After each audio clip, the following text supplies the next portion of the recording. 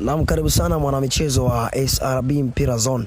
Nakuja kuzungumza kuhusiana na mpira, tetesi za sajili, kila kitu kuhusiana na michezo, lakini kwa sasa hivi nitakupitisha kidogo kwa wachezaji wenye thamani kubwa duniani kwa sasa. Itakushangaza vijana wengi wenye umri mdogo wamepewa nafasi kubwa sana kutokana na CIES. Takwimu zao ndio zitatupeleka hapa. Nambari moja ni Lamine Yamal akiwa na euro milioni 343.1 kutoka FC Barcelona. Kwa nini Yamal? Wameangalia vitu vingi sana. Kwanza wameangalia ni mchezaji ambaye ni mchezaji mdogo ambaye anafanya makubwa sana kulingana na utoaji wake wa assist, upatikaji wake wa mabao. Kwa hiyo wameangalia kuona ana deserve kuwa mwenye thamani kubwa duniani kwa sasa. Nafasi ya pili kienda kule Man City England kwa Erling Haaland, yeye akishikilia kuwa na euro milioni 255.1. Nafasi ya tatu ni Kylian Mbappe mwenye euro milioni 201.3 kutoka pale Real Madrid. Na pia kwa Mbappe na Haaland the same, wameangalia kwamba ni wachezaji ambao wanapachika sana mabao, wenye uwezo mkubwa sana wakifika hususan kwenye lango, wakaona wana deserve kukaa kwenye nafasi ya pili na mwingine nafasi ya tatu. Uko nafasi ya 4 ikichukuliwa na Jude Bellingham, ni moja ya wachezaji wazuri sana, wachezaji ambao wanafanya mazuri sana. Yeye iko na euro 153 milioni kutoka pa Real Madrid. Nafasi ya 5 ni Michael Olise, yeye euro milioni 136 kwa mradhi .9 kutoka pa Bayern Munich. Kuna mchezaji mwingine anaitwa Florian Wirtz, yeye euro 135.8 Bayern Leverkusen kwa England. Tunatoka hapo kuelekea hadi Ufaransa, jiji lenye raha, jiji lenye burudani, jiji lenye raha ya kila kitu, jiji lenye mambo mazuri, jiji tamu. Desire Doué, kijana mdogo sana huyu kinda, anafanikiwa kuingia kwenye top 10 ya wachezaji wenye thamani kubwa duniani kwa sasa. Desire Doué akiwa na euro milioni 134.6 kutoka Paris Saint-Germain na taifa la Ufaransa. Inajivunia kijana huyo. Nafasi ya 8 ikichukua na Joao Neves kutoka pale Paris Saint-Germain. Yeye ni euro 130.6 milioni kutoka pale Paris Saint-Germain. Lakini vile vile hajasaulika Arda Güler, raia kutoka pale Uturuki, akiwa na euro 130.3 milioni kutoka pale Real Madrid, ni kiungo huyu. Na nambari 10 na wa mwisho ni Pedri kutoka pale FC Barcelona na taifa la Ufaransa.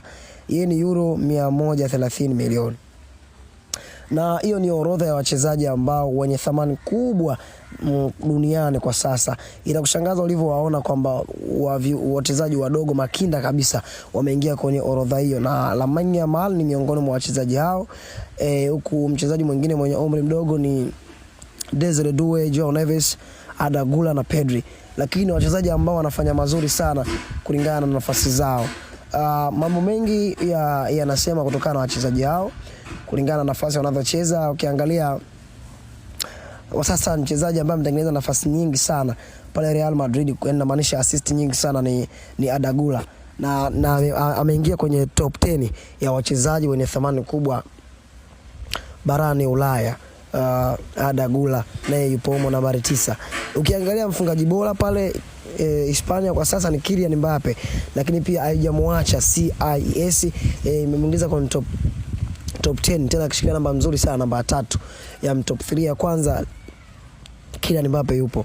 Na tukimzungumzia Erling Haaland, ni mchezaji ambaye anafanya vizuri sana pale kwenye soka la England na duniani kwa ujumla. Juzi amejichukulia tuzo ya mchezaji bora la kimaanisha kule kwa kupitia Saudi Arabia alipata tuzo hiyo ya mchezaji bora. Lakini pia ni mchezaji ambaye anaongoza mabao pale England kwa sasa, Erling Haaland kumradhi. Lakini pia Michael Olise ni mchezaji ambaye anafanya vizuri Bayern Munich, hiyo ipingiki. Florian Wirtz pia ni Bayern Leverkusen, anafanya vizuri. Desire Doué Tukizungumzia Desire Due ni mchezaji ambaye anafanya vizuri, hususan msimu wa mwaka jana amefanya vizuri sana. Kwa hiyo sijaona kama CIES wamekosea hapa, kwa sababu ni kinda ambaye anakuja vizuri sana kutokea pale Ufaransa na klabu ya Paris Saint-Germain. Joao Neves hakuna sojo mchango wake kwenye Paris Saint-Germain. Ni mchezaji ambaye anafanya vizuri sana, anatambulika kutokana pia ni kinda, lakini anacheza vizuri sana na anafanya makubwa. Vile vile tukimaliza kwa Pedri, kusema ni mchezaji tegemezi kwa FC Barcelona kwa sasa kulingana na nafasi anayoicheza. Tunaona mchezo bila kuwepo yeye ni mchezo ambao unakuwa mgumu sana kwa namna moja ama nyingine. Tunasema mlainishaji, playmaker ambaye anafanya timu ya Barcelona iwe rahisi sana kutokana na aina ya uchezaji wake. Kila mtu anamtambua Pedri, hakuna asiyemjua. Kutokana na uchezaji wake unafanya aingize kwenye top 10 ya wachezaji wenye thamani kubwa duniani. Mimi ni Shabani Bushiri na ni SRB Michezo Zone. Hii inakuletea kila siku. Kama hujasubscribe channel yetu ili kwa kwanza kujipatia tetesi za sajili, makala mbalimbali, simulizi za michezo mbalimbali, fuatilia SRB Michezo Zone.